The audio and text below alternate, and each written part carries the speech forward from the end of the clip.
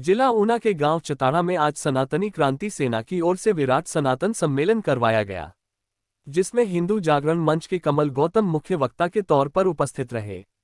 इसके अलावा यति सत्यदेवानंद सरस्वती ने भी अपने विचार प्रकट किए। इस सनातन सम्मेलन का मुख्य उद्देश्य एक विशेष समुदाय द्वारा हिंदुओं के खिलाफ सुनियोजित तरीके से चल रहे अभियान के विरुद्ध रणनीति तैयार करना रहा। इस रणनीति के तहत सनातन धर्म के अनुयायियों ने एक स्वर में कहा कि अब सड़कों पर उतरकर प्रदर्शन नहीं होगा, सीधे तौर पर प्रतिकार किया जाएगा, क्योंकि इस विशेष समुदाय के द्वारा हिंदुत्व को छिन्न भिन्न करने की जो योजना बनाई जा रही है, उसे किसी भी सूरत में सफल नहीं होने दिया जाएगा। सारा सनातन एकजुट होकर आने वाले समय में हिंदुत्व विरोधी ताकतों को मुंहतोड़ जवाब देगा। मुख्य वक्ता कमल गौतम ने अपने संबोधन में कहा कि कुछ विशेष समुदाय के लागे सनातन धर्म को बांटकर अपना अस्तित्व बनाना चाहते हैं।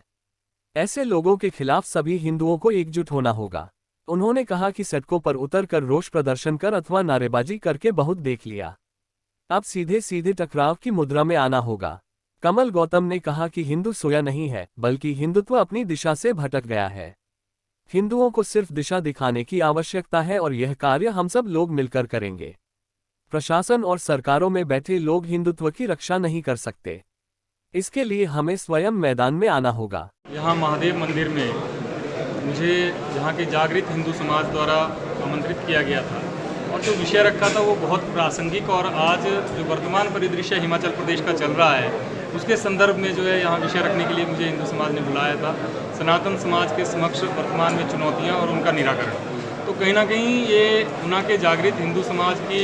एक बहुत बड़ी पहल है, जिसमें हिंदू समाज जो है एकजुट होकर के और एक दिशा में जो आज चुनौतियां हमारे समाज के सामने हैं उनको कैसे निपटा जाए, उनसे कैसे पार पाया जाए, इस दिशा में आज हिंदू समाज ने सोचना शुरू किया है और ऊना जिला से ये पहल आरंभ हुई है। इसके लिए मैं ऊना जिला के सभी जागृत हिंदुओं को बधाई देना चाहूँगा। आप सब बधाई के पात्र। देखिए, मैं एक हिंदू के रूप में पैदा हुआ, सरकारी नौकरी शायद उसके 20-22 वर्ष के बाद मुझे लगी। तो मेरा पहला दायित्व अपने धर्म के प्रति है, अपने हिंदू समाज के प्रति है।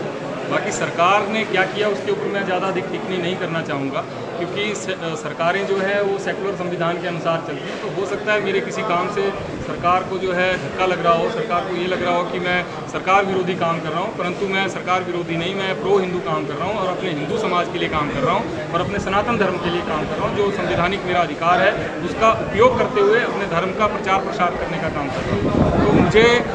इसमें कोई संदेह नहीं है कि इस काम को देख करके हो सकता है सरकार में बैठे हुए कुछ लोगों को दिक्कत हो रही हो। जो लोग ये कह सकते हैं कि हमने 97% हिंदुओं को हराया है, उनके लिए मेरे ऊपर कार्रवाई करना कोई बड़ी बात नहीं है। लेकिन मैं ये बता देना चाहता हूँ आपके माध्यम से कि मुझे इन धमकियों से और ये जो इस प्रकार के हथकंडे जो हिंदू समाज की आवाज़ को दबाने के लिए प्रयोग किए जा रहे हैं उससे मुझे कोई अंतर नहीं पड़ता, क्योंकि मेरा हिंदू समाज मेरे साथ एकजुट होकर के खड़ा है और निश्चित तौर पर आपका जो आशीर्वाद है, आपका जो स्नेह है मेरे प्रति, वो मुझे संबल देता है। मुझे उम्मीद है कि मैं इस संकट से निश्चित तौर पर जल्दी ही बाहर निकलूँगा और अपने हिंदू समाज की सेवा में आगे आने लगा रहूँगा। जी बिल्कुल, सरकारें अपना काम करेंगी, हिंदू समाज को अपना काम करना है और एक हिंदू होने के नाते अपने धर्म के बारे में बात करना, अपने समाज के बारे में बात करना, अपने समाज को जागरूक करना, ये मेरा अधिकार है और मैं उस अधिकार का प्रयोग करता रहूँगा। देखिए, सरकार का जो एक्शन है उसके ऊपर जिस भी रूप में जो भी लीगल हमारे लिए ओपिनियन आएगी उसको ध्यान में रखते हुए हम उसका जवाब देंगे और निश्चित तौर पर मुझे उम्मीद है कि सरकार में बैठे हुए अधिकारी और जो नेता हैं वो भी इस बात को समझेंगे कि जो हम काम कर रहे हैं वो गलत काम नहीं है और अपने हिंदू समाज के पक्ष में हिमाचल की आंतरिक सुरक्षा को लेकर के हम काम कर रहे हैं। तो एक जागरूक नागरिक होने के नाते यदि हम इस काम को कर रहे हैं तो उसमें कुछ भी गलत नहीं है और देर सवेर मुझे लगता है कि उन लोगों को भी ये बात समझ में आएगी और निश्चित तौर पर ये जो मेरे ऊपर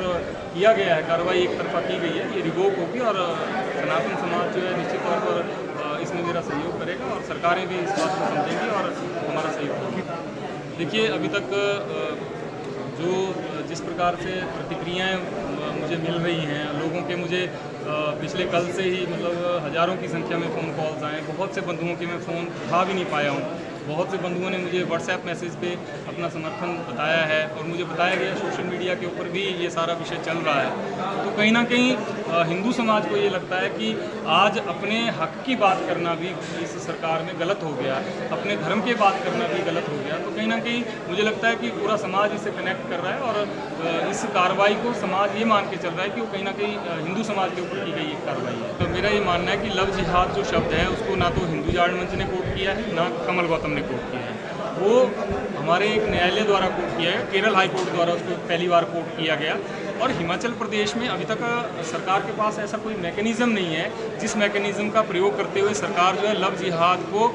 गुमशुदगी के जो मामले दर्ज हो रहे हैं उनको लव जिहाद के रूप में जो है रजिस्टर कर पाए। और उसका सबसे बड़ा कारण ये है कि हिमाचल प्रदेश में लव जिहाद के विरुद्ध जो है अभी तक कोई कठोर कानून नहीं है। तो कहीं ना कहीं सरकार भी भ्रमित है और जो विधायक हैं, विधायक केवल जो राजनीतिक क्षेत्र के लोग हैं वो केवल अपनी राजनीति तक सीमित हैं और हिंदू समाज के सामने जो आज चुनौतियाँ कहीं ना कहीं राजनीतिक क्षेत्र के लोग उन चुनौतियों को उठा पाने में हिंदू समाज की जो आज की डेट में शंकाएं हैं, हिंदू समाज की जो दुविधाएं हैं, हिंदू समाज की जो परेशानियां हैं और हिंदू समाज के ऊपर जो आघात हो रहे हैं उन आघातों को उठा पाने में और उन विषयों को समझ पाने में मुझे लगता है अभी तक हिमाचल प्रदेश के राजनीतिक क्षेत्र के लोग असमर्थ हैं और उनका वो सोचने का स्तर अभी तक उस स्तर तक वो नहीं गए हैं जिस कारण से वो उन विषयों को विधानसभा में ले जाएं या उसके ऊपर कोई कानून बना पाए। तो मुझे लगता है कि अभी राजनीतिक क्षेत्र में बहुत कुछ सुधार की आवश्यकता है और हिंदुत्व केंद्रित राजनीति जब तक हिमाचल प्रदेश में आरंभ नहीं होती है तब तक इन विषयों से पार पाना हिंदू समाज के लिए मुझे लगता है बहुत कठिन है। देखिए ऐसा है,